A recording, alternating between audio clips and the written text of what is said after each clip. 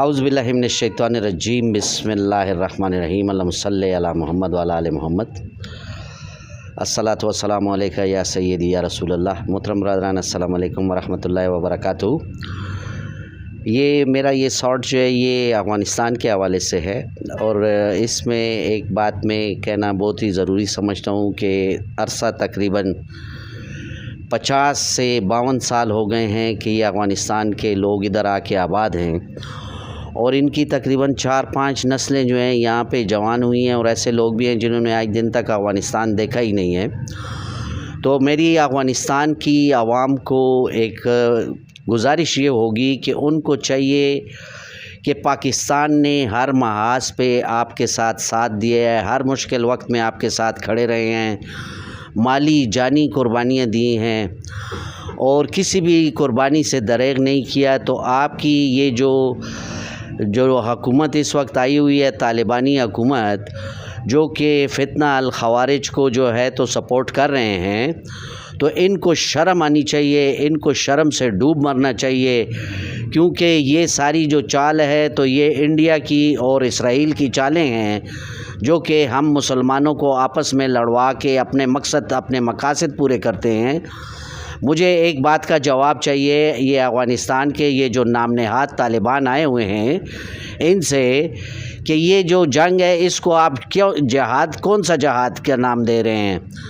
اس طرف بھی نعرہ تکبیر اللہ اکبر کے نعرے لگ رہے ہیں، اس طرف بھی نعرہ تکبیر اللہ اکبر کے نعرے لگ رہے ہیں۔ تو مہربانی یہ کریں کہ اپنے ہوش کے ناخن لیں، اور کسی بھی بیرونی آقاؤں کے کہنے پہ آپس کے تعلقات، آپس کے ماحول خراب نہ کریں، کیونکہ یہاں دو طرفہ دو جانبہ رشتہ داریاں ہوئی ہیں، اور بلکہ یہ رشتے ایسے بھی نہیں ہوئے، یہ 4-5 نسلوں تک رشتہ داریاں ہوئی ہیں۔ تو مہربانی یہ کریں کہ اپنی عقل کو ٹھکانے لگائیں، اور اس طرح کے فضول کام کرنے سے بالکل گریز کریں۔ آپ فتنہ الخوارج کو سپورٹ کر رہے ہیں،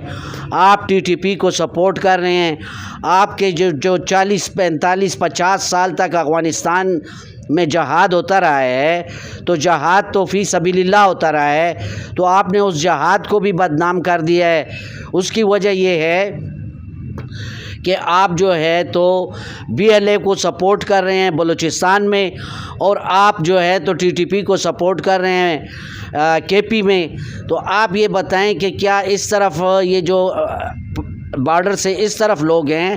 وہ کیا آپ کے بھائی نہیں ہیں؟ کیا وہ آپ کے ساتھ مشکل وقت میں کھڑے نہیں ہوئے؟ تو ہم جو ہیں تو ہم شروع سے لے کے آخر تک اپنی پاک فوج کے ساتھ شانہ بشانہ کھڑے ہیں، پاک فوج کے ساتھ شانہ بشانہ کھڑے رہیں گے۔ انشاءاللہ پاکستان کی جو فوج ہے وہ ہمیشہ زندہ باد رہے گی، اور پاکستان کی فوج ہمیشہ کامیاب رہے گی، اور انشاءاللہ پاکستان کی فوج نے جو آپ کو دندان شکن جو سبق سکھایا ہے رات کو، اس سے اب بھی ٹائم ہے کہ آپ ہوش کے ناخن لیں۔ اور یہ اسرائیل نے جو منافقت کا بہت بڑا کردار ادا کیا ہے کہ آپ کو یہ ہیبت اللہ کو اس نے ایڈ کی آفر کی ہے، تو اس کو چاہیے کہ وہ ایڈ جو ہے تو یہ اسرائیل کے منہ پہ مارے، اور اپنے اندر سے یہ شیطان اور یہ جو منافق لوگ ہیں ان کو نکالیں، اور بھائی چارے کے ساتھ امن سلوک کے ساتھ رہیں۔ پاک فوج زندہ باد، پاک آرمی زندہ باد، پاکستان ہمیشہ زندہ باد۔ اللہ تعالیٰ سب کا حامی و ناصر، اللہ سب کا نگہبان ہو۔ اللہ نگہبان، اللہ حافظ۔